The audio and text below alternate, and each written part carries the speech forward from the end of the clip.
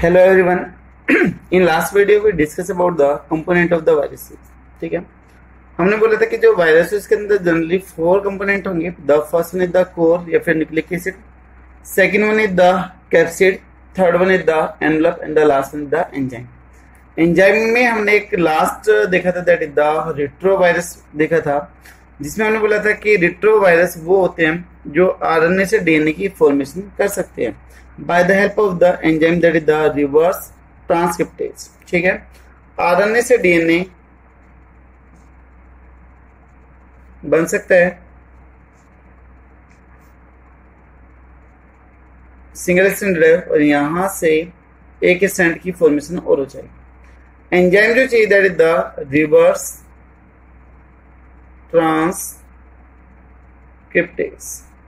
ठीक है, और ये जो फिनोमिना कहलाता है that is the reverse transcription कहलाता है. एंजाइम कौन सा हो गया? Reverse transcriptase. और जो ये phenomena that is the reverse transcription phenomena हो गया. तो फिनोमिना हो गया दैट इज रिवर्स ट्रांसक्रिप्शन हो गया. ठीक है, तो रिवर्स ट्रांसक्रिप्शन जो phenomena that is observe by the Temin and Baltimore. ये 2 साइंटिस्ट थे, टेमिन और बाल्टीमोर, जिन्होंने इसको ऑब्जर्व किया था. तो इसलिए this phenomena also known as terminism. इसको टेमिनिज्म भी बोलते हैं. और जिन वायरस में ये होता है ना, जिस वायरस में ये होता है reverse transcription, they are known as the retrovirus. उनको हम रेट्रोवायरस बोलते हैं. फॉर एग्जांपल जैसे कि HIV. ठीक है, सिंगल स्ट्रैंडेड आरएनए होता है, हमारे अंदर जाके क्या करता है? डीएनए की फॉर्मेशन करता है, हमारे डीएनए के साथ में जुड़ेगा और हमें इन्फेक्ट कर देगा. इसी तरीके से अगर मैं करंट एग्जांपल की मैं बात करूं दैट इज कोविड-19, है ना. लास्ट वीडियो में भी हमने बात करी थी कोविड-19 की. अगर मैं बात करूं तो this one also the single stranded RNA. ठीक है, अगर टाइम रहता है तो एक बार मैं आपको इसकी स्ट्रक्चर वो करवाता हूँ कि इसमें कौन कौन से कंपोनेंट होंगे, कैसे दिखाई देंगे, वो आपको मैं करवाता हूँ, है ना. सिलेबस से लेना देना कोई नहीं है, लेकिन फिर भी एक नॉलेज होनी चाहिए कि वायरस क्या है, किस किस चीज का बना हुआ है, कौन कौन सी इस पे कोटिंग है, कौन कौन से रिसेप्टर है, वो चीजें देखते हैं, वो बाद में देखते हैं. ठीक है, ये कंप्लीट होने के बाद में लास्ट में इसको डील करेंगे. तो ये कंपोनेंट हमारे यहाँ पर कंप्लीट हो चुके हैं. अभी नेक्स्ट वन जो हमें डील करना है that is reproduction in virus. Next phenomena that is reproduction in virus. ठीक है, हमने जनरल कैरेक्टर में देखा था कि जो वायरस हैं वो बाहर एटमॉस्फेयर में रिप्रोडक्शन नहीं करते हैं, बल्कि जब उनके नंबर बढ़ेंगे, रिप्रोडक्शन होगा, तो वो कहां पर होगा? होस्ट सेल के अंदर ही होगा, बाहर नहीं कर सकते. ठीक है, तो यहाँ पर 2 कंडीशन रहती है.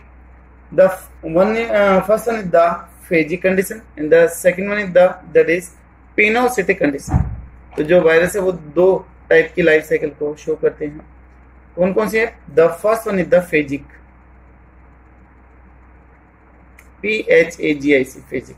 ठीक है, and second one is the पिनोसिटिक,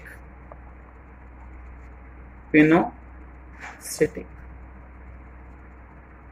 TIC, pinocytic condition. आपने सुना भी होगा फैगोसाइट, पिनोसाइट वगैरह, तो उसी से निकल के पिनोसिटिक अंदर फेजिक आया. ये जो फेजिक है इसमें सिर्फ और सिर्फ जेनेटिक मेटेरियल ही एंटर करता है होस्ट बॉडी में. जो बाहर की कैप्सिड वगैरह है वो एंटर नहीं करेगी. सिर्फ और सिर्फ अगर जेनेटिक मेटेरियल एंटर करे तो उन्होंने द फेजिक. अगर पूरा पूरा वायरस एंटर कर जाए तो उन्होंने द पिनोसिटिक. ठीक है, when only genetic material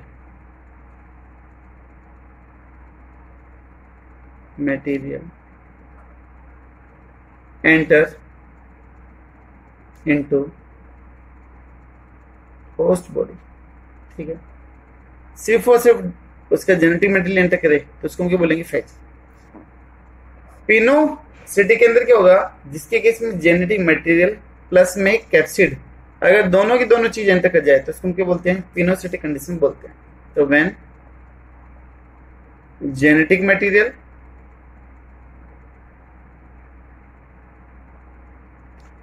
plus में कैप्सिड. ठीक है, ये दोनों चीज एंटर कर जाए. ठीक है, एंटर बोथ, दोनों चीज एंटर कर जाए तो उसको हम क्या बोलेंगे, पिनोसिटिक बोलेंगे। क्या इसमें एनवलप एंटर करेगा, एनवलप पढ़ा था ना, लाइपोप्रोटीन बना हुआ जिसमें 3 कंपोनेंट थे, कैप्सिड को कवर करते हैं, तो इसमें कैप्सिड और जेनेटिक मेटेरियल तो एंटर करेंगे, बट यहाँ पर एनवलप एंटर नहीं करेगा, ठीक है।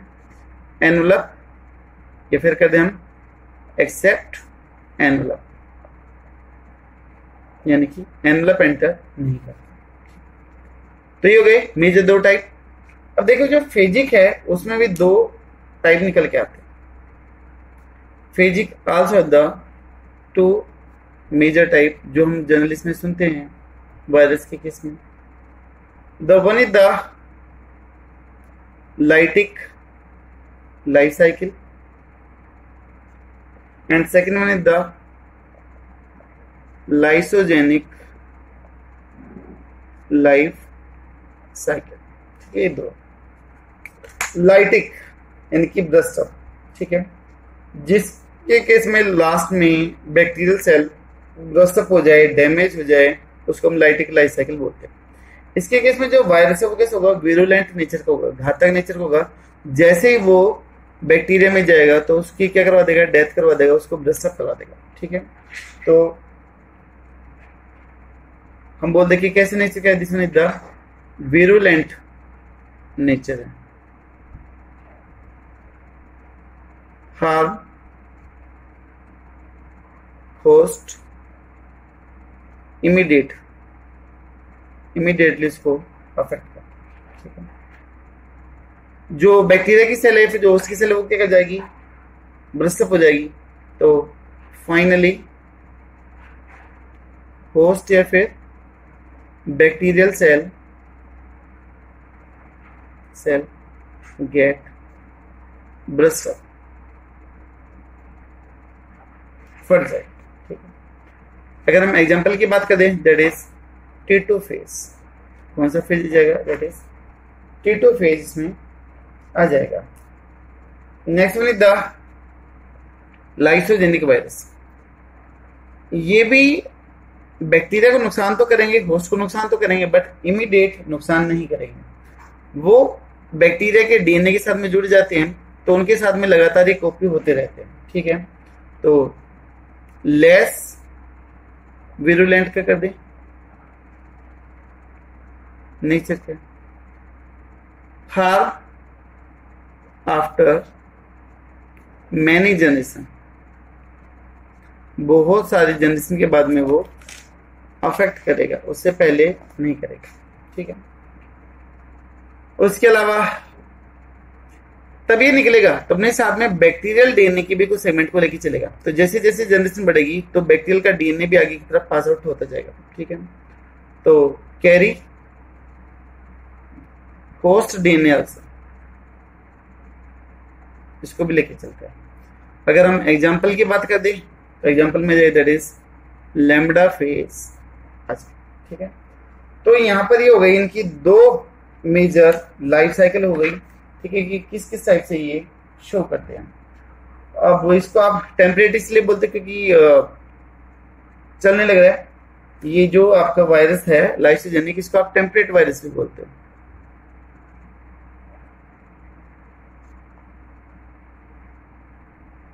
ये कई बार पूछ लेते हैं कि विच वायरस इन्होंने द टेम्परेट वायरस, ठीक है।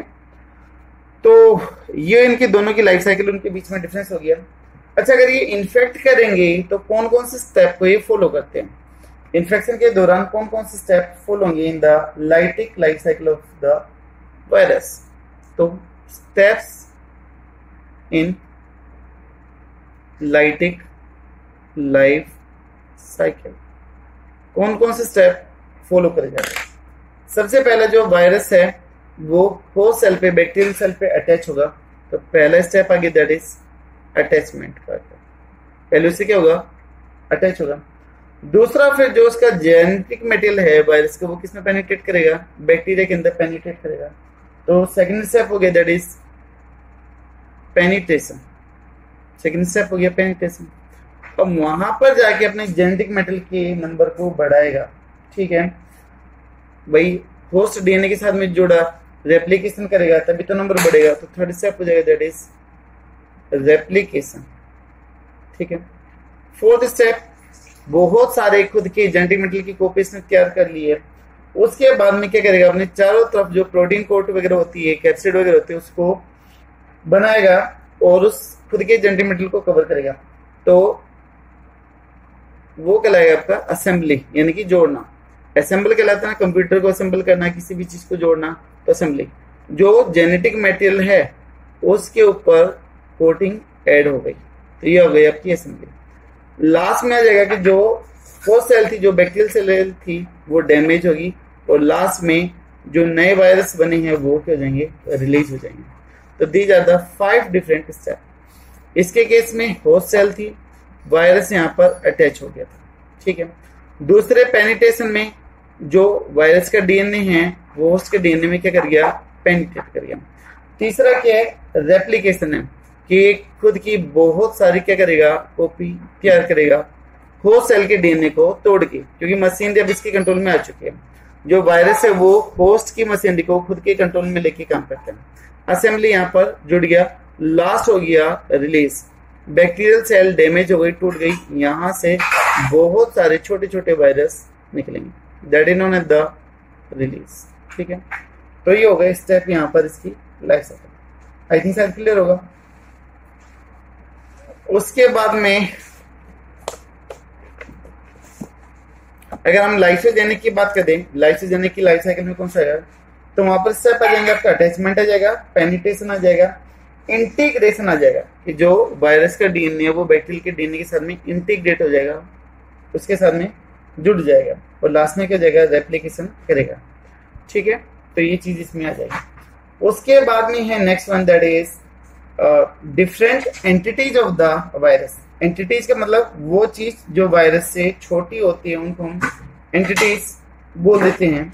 लेकिन उस पे आने से पहले मैं आपको एक टेबल दिखाना चाहूंगा जिसमें अलग अलग वायरस के अलग अलग जेनेटिक मटेरियल के बारे में बात कर रखी है।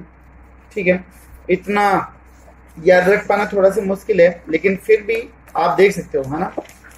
मैं आपको एक दिखाता हूँ बुक में, वहां पर देखिएगा, वायरस एंड न्यूक्लिक एसिड। इधर वायरसेस के नेम गिवन है और इधर क्या है, जेनेटिक मटेरियल गिवन है। Adenovirus, double stranded DNA, host tumour, heart simple virus, double stranded DNA, fever, blister.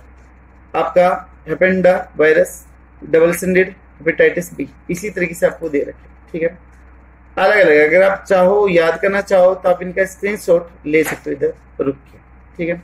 लेकिन फिर भी मैं कहूंगा कि किसी भी चीज के नहीं इतने सारे वायरस के जेनेटिक मटेरियल को याद करना, बट अगर आप स्क्रीनशॉट लेना चाहो तो फिर आप ले सकते हो। पैरामिक जो वायरस, ठीक है, that is single stranded RNA. Ebola virus, इनमें से कुछ मेन है। कव पी मोजिक वायरस वो दे रखे। इसी तरीके से इधर भी दे रखे आपके, फ्लेवी वायरस दे रखे आपका, इन्फ्लुएंजा वायरस दे रखे हैं, और आपका कोलीफेस याद होगा वायरस बताया था। ये चीज जरूर याद कर लेना। कोलीफेस के अंदर जो ये दे रखे सिंगल स्ट्रैंडेड वाले, ये आपको याद है, बताया था हमने। 17 था, MS था, 13 था, QB था, F2 था। QB का नाम कल भी देखा था हमने। ठीक है। ये आ जाएंगे आपके यहाँ पर। ये फिर HIV वायरस की स्ट्रक्चर दे रखी। ठीक है। तो ये याद करने की वैसे कोई नीड नहीं है, लेकिन फिर भी याद कर लो तो ठीक है, नहीं तो कोई दिक्कत नहीं है। अब उसके बाद में हम बात कर लेते हैं एंटिटीज की बात कर लेते हैं। कुछ बुक में ओरिजिन ऑफ वायरस के रिगार्डिंग भी काफी अलग अलग थ्योरी दे रखी है, आउट ऑफ सिलेबस है, लेकिन फिर भी एक बार मैं आपको थ्योरी के लिए बता देता हूँ कि ओरिजिन ऑफ वायरस के लिए क्या बोला गया। ओरिजिन ऑफ वायरस के लिए दो अलग अलग थ्योरी है। एक थ्योरी आपकी रिग्रेसिव थ्योरी है और दूसरी आपकी एस्केप्ड जीन हाइपोथेसिस है। ठीक है, जो ओरिजिन के बारे में बात करती है। तो ओरिजिन ऑफ वायरस कैसा हुआ वो यहाँ पर हम एक बार देख लेते हैं। सिलेबस में नहीं है, फिर भी थोड़ा बहुत आइडिया हो तो उसके लिए हम यहाँ पर देख लेते हैं, और इस वायरस से रिलेटेड एक दो छोटी छोटी टर्म्स है वो भी डील कर लेते हैं।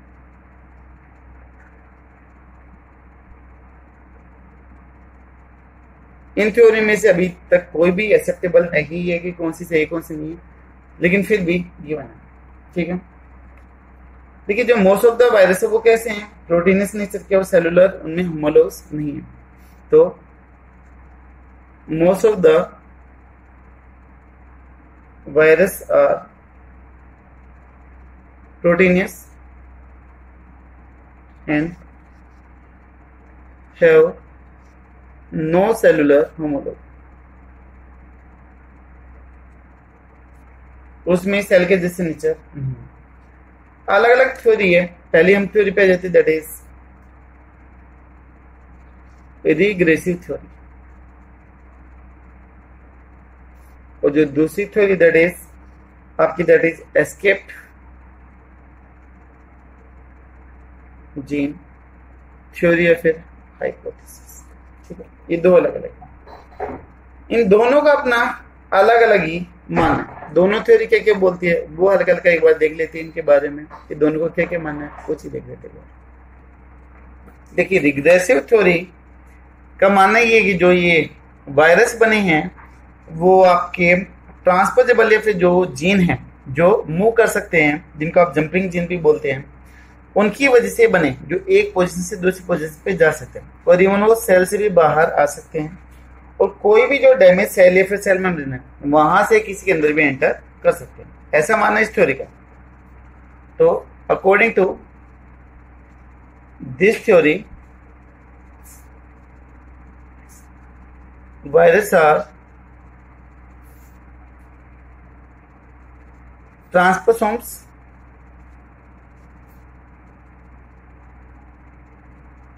और plasmid type which can pass out through the cell and can enter into host through damaged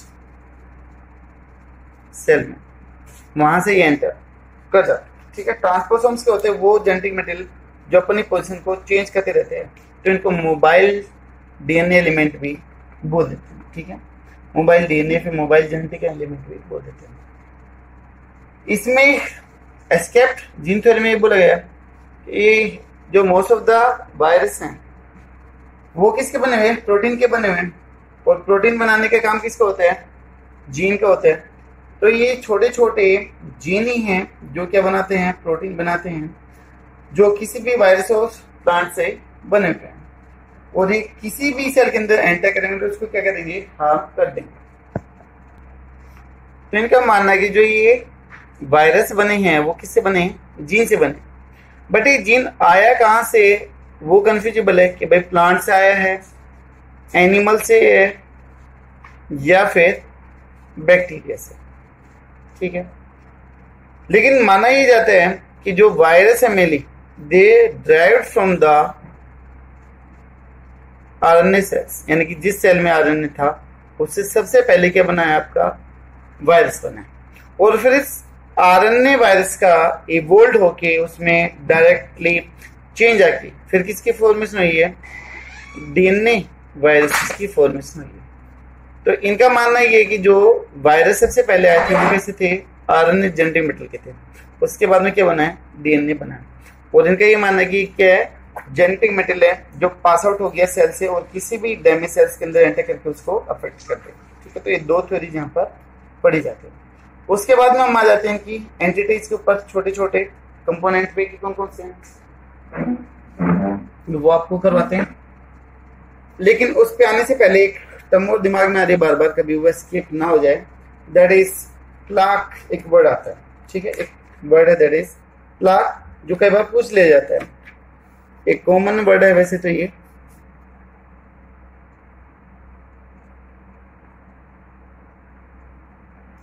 PLAQES plaques. ठीक है, एक आपने शायद 10th में पढ़ा था डेंटल प्लाक, है ना, जब फूड पार्टिकल टीथ के ऊपर डिपॉजिट हो जाते हैं तो एक ग्रीनिश या फिर येलोइश लेयर बन जाती है जिसको आप पाइडिया या फिर डेंटल प्लाक बोलते हैं। यहाँ पर हम जो प्लाक वर्ड यूज करेंगे वो किस हिसाब से करेंगे कि देखो, जैसे मान लो ये कोई कल्चर मीडिया प्लेट है, ठीक है, इसके ऊपर बहुत सारे क्या हैं, बैक्टीरिया ग्रो करे थे, बैक्टीरियल कॉलोनी है ये, अब इस कॉलोनी के ऊपर वायरस ने क्या कर दिया, इन्फेक्शन कर दिया। ठीक है, तो ये क्या करेंगे, बैक्टीरियोफेज है, ये जो वायरस है वो क्या है, बैक्टीरियोफेज है। उसने इनके ऊपर इन्फेक्शन किया, इनको तोड़ दिया, और यहां पर ये वायरस क्या करने लगे, अभी ग्रो करने लगे। कल्चर मीडिया पे नहीं बल्कि होस्ट सेल के ऊपर ग्रो करने लगे, क्योंकि आपको पता है कि जो वायरस है वो तो आर्टिफिशियल मीडियम पे ग्रो करता ही नहीं है। ठीक है, तो ये जो बनी है डेमी सेल्स की कॉलोनी, उनको हम क्या बोलते हैं, प्लाक बोलते हैं। ठीक है, तो ये टर्म भी इंपॉर्टेंट है, तो हम यहाँ पर देख लेते हैं। तो प्लाक्स है क्या, these are the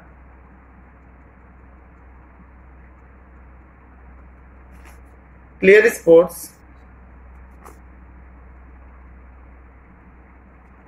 on the surface of culture medium, culture medium having bacteriophage। यहां पर बैक्टीरियोफेज आ चुका, लेकिन बैक्टीरियोफेज आए तो उनके लिए और क्या चीज होनी चाहिए, बैक्टीरिया भी होनी चाहिए। तो उस कल्चर मीडिया पे बैक्टीरियोफेज भी और क्या है, बैक्टीरिया भी। ठीक है, और जो ये प्लाक्स बनते हैं, and plaque formation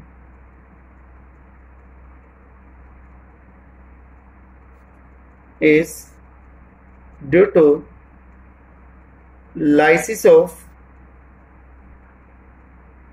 host cell, lysis of host cell यानी कि बैक्टीरिया की बात हो रही है, बाय बैक्टीरियोफेज,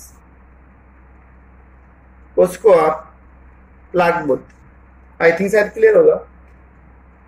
उसके बाद में हम एंटिटीज के ऊपर आ जाते हैं, जो छोटे छोटे कंपोनेंट है जो वायरस से भी छोटे हैं, उनके बारे में हमें यहाँ पर बात करनी है। ठीक है, तो यहाँ पर हमने जो ओरिजिन ऑफ वायरस है उसके बारे में बात कर ली, प्लाक के बारे में बात कर लिए। एक और टर्म दिमाग में आ रही है, दैट इज ओंकोवायरस।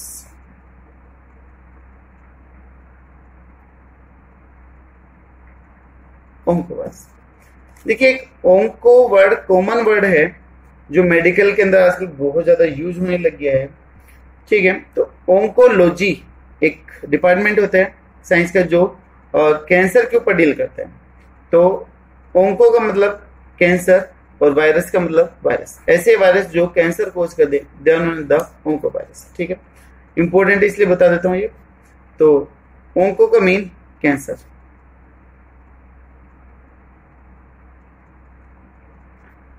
वायरस का मतलब वायरस, तो दोज वायरस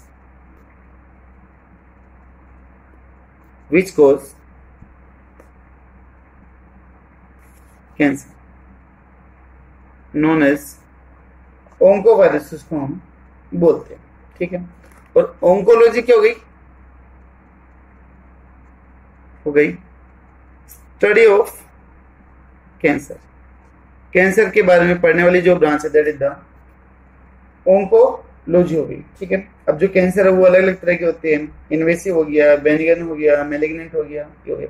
लेकिन जो वायरस कैंसर करेंगे उनको हमने क्या बोल दिया, ओंको वायरस बोल दिया। ठीक है, देखिए ओंको वायरस आते कहाँ से, एयर से आते हैं। ये अगर एयर में तो फिर हर किसी पर्सन को कैंसर क्यों नहीं हो रहा है। ठीक है, तो बेटा उसका रीजन होगा कि जो ओंको वायरस है वो हमारी इम्यूनिटी के ऊपर भी डिपेंड करते हैं। अगर किसी का इम्यून सिस्टम अच्छा है तो जल्दी से वायरस वहां पर ग्रो नहीं करते हैं, इन्फेक्शन ग्रो नहीं करेगा और वो किल हो जाएंगे। बट अगर किसी का इन्फेक्शन, अगर किसी का इम्यून सिस्टम कमजोर है तो वो इजीली इन्फेक्टेड हो जाएगा, डिजीज हो सकती है। ठीक है, तो दूसरी बात है किस्मत की भी। कई बार ऐसे भी सुनने में आता है कि कुछ लोग स्मोकिंग चीविंग नहीं करते, उसके बावजूद भी कैंसर हो जाता है, तो ये भी एक आप फैक्टर मान सकते हो। बट इन्फेक्शन होगा या नहीं होगा वो मेनली आपके इम्यून सिस्टम के ऊपर डिपेंड करते हैं, आपकी जो डेली लाइफ है उसके ऊपर डिपेंड करता है, जो आपकी डाइट है उसके ऊपर भी करती है। आजकल आपने देखा होगा कि आज के डेली रूटीन में योगा को या फिर एक्सरसाइज को काफी इंपॉर्टेंस दी गई है। मोस्टली पर्सन आजकल नेचुरल डाइट की तरफ आने लग रहे हैं, जंक फूड वगैरह को कम करने लग रहे हैं। तो उसका रीजन भी यही है कि आजकल जो पर्सन है वो काफी ज्यादा हेल्थ कॉन्शियस हो चुके हैं डिजीज को लेके, तो अच्छी बात है ये भी। यहाँ पर हम कुछ ओंको वायरस के एग्जाम्पल देख लेते हैं। एग्जाम्पल ऑफ ओंकोवायरस, एक है दैट इज HTLV है शायद, HTLV ये है, जिसके अंदर न्यूक्लिक एसिड है दैट इज RNA, ठीक है। और ये जो कैंसर करता है वो अडल्ट टी सेल का कैंसर करता है, adult T cell leukaemia, leukaemia का। इसी तरीके से एक दूसरा जो आपने काफी फेमस एग्जांपल सुना that is papilloma virus, papilloma virus that have the DNA, ठीक है। ये क्या कराता है दैट इज जेनाइटल कार्सिनोमा, जो रिप्रोडक्टिव पार्ट है उनको करता है, मेनली जेनेटल ऑर्गन्स को ये अफेक्ट करता है, ठीक है, जिसमें पेनिस और वेजाइना सर्विक्स वगैरह ये आ जाएगी। उसके बाद में हेपेटाइटिस बी वायरस, उसके अंदर भी क्या है DNA। किसका कैंसर करवाता है, hepatitis, hepatology study of the liver, ठीक है, हेपेटोसाइट वो सेल जो लीवर को बनाती है, तो हेपेटो वर्ड आपका कैंसर के लिए है। इसके अलावा आपका एक आता है, कौन सा था, that is abstain Barr virus आता है, उसके अंदर भी DNA था। किसको करवाता है ये, बुर्किट लिम्फोमा करवाता है। ये आपने डिफरेंट टाइप के कैंसर पढ़े होंगे, नहीं तो आप जूलॉजी के अंदर इसको पढ़ोगे, तो इसलिए मैं ज्यादा इस पे एम्फेसाइज नहीं कर रहा हूँ। लास्ट वन होगी that is human herpes, it also the DNA, it called the Kaposi sarcoma, sarcoma lymphoma, ठीक है, ये टर्म्स आपने पढ़े। तो ये हो गए आपके ओंकोवायरस जो अलग अलग टाइप्स की कैंसर कोज करते हैं। और ये जो वायरस हैं वो हमारी बॉडी के अंदर एंटर करेंगे तो एक स्पेसिफिक ऑर्गन को ही अफेक्ट करते हैं, जिसकी वजह से पूरी बॉडी धीरे धीरे इन्फेक्ट होना स्टार्ट करती है और फाइनली पर्सन की क्या हो जाएगी, डेथ हो जाएगी, ठीक है। अभी जो एंटिटीज थी, जो छोटे कंपोनेंट थे, वो इस वीडियो में कवर अप नहीं हो पाएंगे, तो एक हम अगला वीडियो और बनाएंगे जो शॉर्ट वीडियो रहेगा, नियर अबाउट 15 to 20 मिनट का रहेगा। तो उसके अंदर जितने भी एंटिटीज हैं वो हम वेल डिटेल के साथ में डील करेंगे, और जो एंटिटीज है वो काफी ज्यादा इंपॉर्टेंट है for the competition exam purpose, ठीक है। तो आई होप आपको वायरस का काफी कुछ क्लियर हुआ होगा। तो जैसा भी आपका कमेंट हो प्लीज जरूर शेयर कीजिएगा। थैंक यू सो मच, अच्छे से मन लगा के पढ़िएगा, कोई भी डाउट आए तो आप पूछ सकते हैं। Thank you.